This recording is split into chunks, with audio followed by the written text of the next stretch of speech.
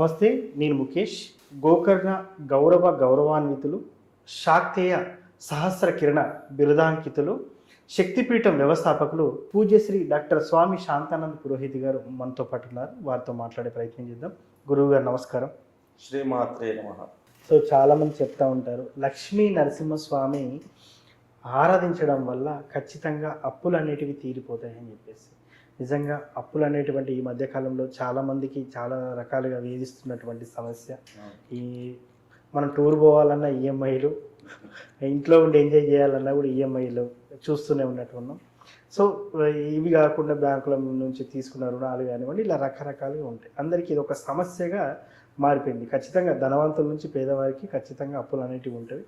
ఇవి తీరాలంటే ముఖ్యంగా లక్ష్మీ నరసింహస్వామి ఆరాధన చేస్తే తొందరగా తీరుతాయని చెప్తా ఉంటారు. ముఖ్యంగా స్వామిని ఎలా ఆరాధించాలి, ఎలా ఆరాధించడం వల్ల ఇటువంటి ఫలితాల నుండి ఇటువంటి ఫలితాలు మనం పొందవచ్చు? లక్ష్మీ నరసింహస్వామి మోక్షాన్ని అనుగ్రహించేటటువంటి వాడు, అట్లాగే భోగ భాగ్యాలను కూడా అనుగ్రహించేటటువంటి వాడు. అంటే మామూలుగా లక్ష్మీ నరసింహస్వామి వైరాగ్యం అత్యంత విశేషమైనటువంటి మన సనాతన ధర్మంలో. అటు వైరాగ్యం కలగాలన్నా స్వామి అనుగ్రహం కావాలా, వైరాగ్యానికి విపరీతమైనటువంటి భోగభాగ్యాలు అవి కలగాలన్నా లక్ష్మీ నరసింహస్వామి అనుగ్రహము తప్పనిసరి. కాబట్టి మనము యతీశ్వరులు, సన్యాసులు అని పిలువబడేటటువంటి వాళ్ళు కూడా లక్ష్మీ నరసింహస్వామి ఉపాసనను అత్యధికంగా చేస్తూ ఉంటారు. మనం ఎట్లయితే ఆంజనేయ స్వామినో, రాముల వారినో, అమ్మవారినో, గణపతినో ఎట్లాగైతే పూజిస్తామో అట్లా యతీశ్వరులు అనబడేటటువంటి వాళ్ళు నరసింహస్వామిని ప్రధాన దేవతగా ఉండి ఉపాసన, నరసింహోపాసన అనేటటువంటిది వాళ్ళు చేస్తూ ఉంటారు. అంతటి ఉత్కృష్టమైనటువంటి ఉపాసన లక్ష్మీ నరసింహ ఉపాసన. ఇందులో మీరు ప్రస్తావించినటువంటిది అప్పుల బాధ తొలగిపోవాలి అంటే దాన్ని రుణ బాధ అని మనం చెప్పడం జరుగుతుంది. ఈ రుణ బాధ నివృత్తి కావాలి అంటే మనకు లక్ష్మీ నృసింహ రుణ విమోచన స్తోత్రము అని ఉంటుంది. అంటే ప్రత్యేకించి రుణ బాధల నుంచి విముక్తి పొందడానికే ఆ స్తోత్రాన్ని చేయడం జరిగింది. మనకు అట్లాగా 3 స్తోత్రాలు ఉంటాయి ఈ రుణ బాధల నివారణ కావడానికి. ఒకటి రుణ విమోచన లక్ష్మీ గణపతి స్తోత్రము అని ఉంటుంది, రుణ విమోచన లక్ష్మీ నృసింహ స్తోత్రము అని చెప్పి, రుణ విమోచన అంగారక స్తోత్రము అని చెప్పి, ఇవి 3 ప్రత్యేకించి ఈ రుణ బాధల నుంచి విముక్తి పొందడానికి ఈ 3 స్తోత్రాలు మనకు వాంగ్మయంలో ఇవ్వబడింది.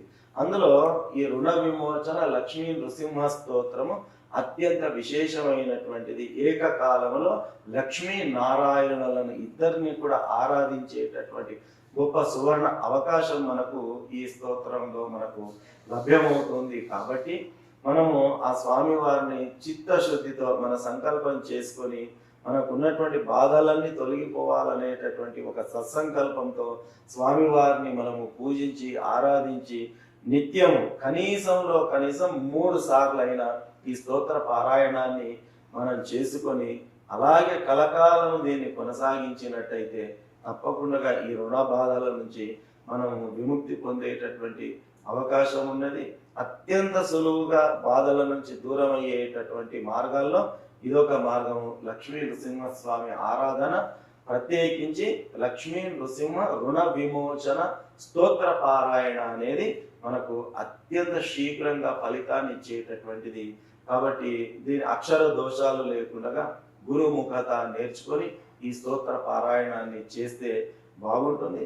స్వయంగా స్తోత్ర పారాయణ చేసే అవకాశం లేనటువంటి వాళ్ళు, సమయావకాశం లేనటువంటి వాళ్ళు, లేదా మాకు చదవడం రాదు అనుకున్నటువంటి వాళ్ళు బ్రాహ్మణులను, సద్బ్రాహ్మణులను పిలిపించి వారి సంకల్పం చేయించి వారితో మన ఇళ్లలో పారాయణం చేయించినప్పటికీ కూడా మనము ఉత్తమ ఫలితాలను పొందేటటువంటి అవకాశం ఉంటుంది.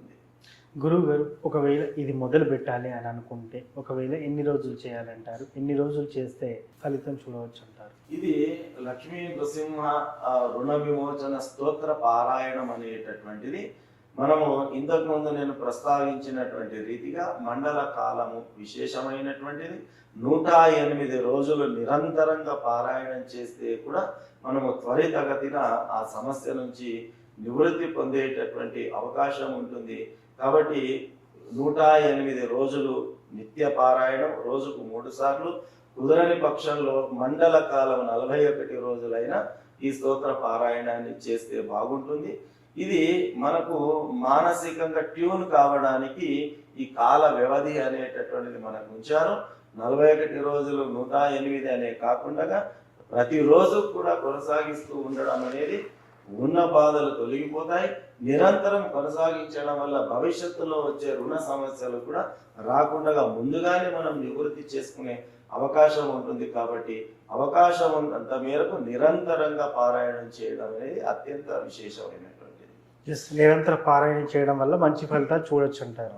మరి నిరంతర పారాయణ చేస్తున్నప్పుడు ఇలాంటి అంటూ ముట్టుతో సంబంధం లేకుండా ఉండొచ్చు అంటారు. ఎప్పుడైనప్పటికీ కూడా మగవాళ్ళకైతే ఎలాంటి సమస్య అనేటటువంటిది ఉండదు. మాతృమూర్తులకు మాత్రం ఆ యొక్క ఏదైతే నెలసరి సమస్య ఉంటుందో ఆ 4 రోజులు మాత్రమే చేయడానికి వీలు లేదు.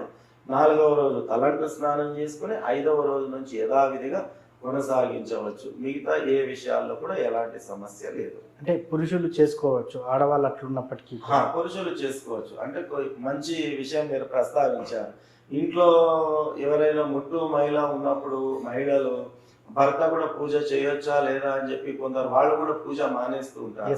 అది సరి అయినటువంటిది కాదు. అది ఆ నెలసరి సమస్య, అది వాళ్ళకు సంబంధించింది.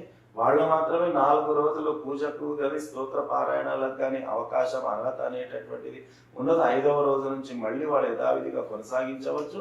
వాళ్ళ సమస్య అలా ఉన్నప్పటికీ కూడా ఆ సమయంలో కూడా పురుషులు ఎంచక్క పూజ, ఈ స్తోత్ర పారాయణాలు అనేవి ఎంచక్క కొనసాగించాలి.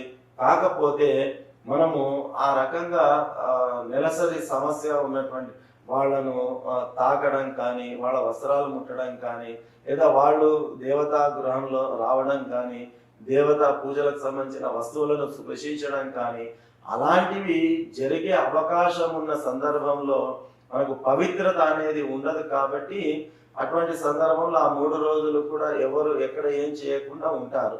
కాబట్టి అలాంటి సమస్య లేకుండా ఉన్న వాతావరణంలో పురుషులు ఎంచక్క వాళ్ళు ఈ శుచి శుభ్రత ఉన్నది, అలాంటి సమస్య ఏమీ లేదు అనుకున్న సందర్భంలో వీళ్ళు కొనసాగించడంలో ఎలాంటి అభ్యంతరం లేదు. సో మొత్తానికి లక్ష్మీ నరసింహస్వామికి సంబంధించినటువంటి రుణ విమోచన సూత్రం చదవడం వల్ల ఎటువంటి ఫలితాలు చూడొచ్చని చాలా చక్కగా చెప్పున్నారు గురుగారు. ముఖ్యంగా అప్పుల బాధతో బాధపడుతున్నటువంటి వారు ఈ సూత్రాన్ని చదవడం వల్ల చక్కటి ఫలితాలు చూడవచ్చని మంచి వివరణ ఇచ్చారు. ధన్యవాదాలు. శ్రీమాత్రే నమః.